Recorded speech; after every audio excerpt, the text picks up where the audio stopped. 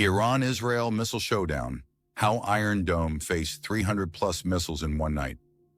Last night, the skies over the Middle East lit up in a terrifying dance of fire and steel. Iran launched over 300 ballistic and cruise missiles at Israel in a single, brutal wave. It was the largest direct missile assault Israel has ever faced. More intense, more dangerous, and more symbolic than anything before. Sirens wailed across Tel Aviv, Jerusalem, and Beersheba. Families scrambled for shelter. Children clutched their parents. Air defense systems locked into high gear. But even Israel's famed Iron Dome, the shield of the nation, was being pushed to its very limit. And yet, almost no one outside the region truly understands what just happened. This wasn't just a night of missiles.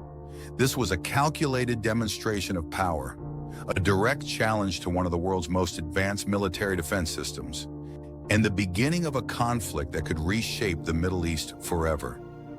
But why did Iran launch such a staggering number of missiles?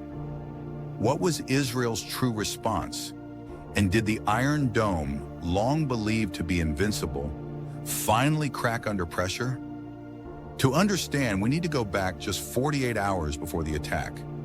Iranian intelligence claimed that an Israeli airstrike inside Syria killed several high-ranking Iranian Revolutionary Guard officers. Tehran called it an act of war. Within hours, warnings echoed from Iranian state media. Retaliation was coming, not through proxy militias, not through hidden agents, but openly, directly, with force. And on the night of June 14, it began. A massive wave of Shahab and Imad-class ballistic missiles, along with dozens of suicide drones, took flight. Iran didn't mask its moves. It broadcast them, publicly and boldly. As the missiles streaked across the night sky, Israel's multi-layered defense grid activated. Iron Dome, David Sling, and Arrow systems, all operating at full capacity. The sheer volume of incoming projectiles was unprecedented. Iron Dome, typically used for intercepting short-range threats like Qassams from Gaza, now had to engage long-range ballistics, something it wasn't fully designed for. It fired interceptors non-stop, lighting the sky with explosions mid-air. But it couldn't handle everything. At least 10 missiles broke through. One struck near a hospital in Haifa. Another landed in an open area near Dimona, Israel's nuclear facility. Casualties were minimal, but the psychological damage was massive. Meanwhile, the Israeli Air Force scrambled jets for immediate retaliation. Within 2 hours, targets inside Iran and Syria were hit. Communication centers, weapons depots, and launch facilities were bombed. But as experts analyze the aftermath, one chilling reality is emerging. Iran didn't just launch an attack. They were testing Israel's air defenses, probing its weaknesses, measuring its limits.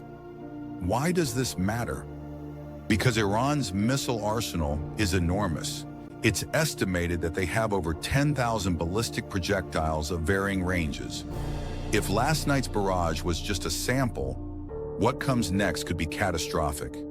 And Israel knows this. What makes this confrontation especially dangerous is that it breaks the decades-old tradition of indirect warfare between the two countries. Until now, Israel and Iran attacked each other through proxies, Hezbollah, the Houthis, Hamas. But this was different.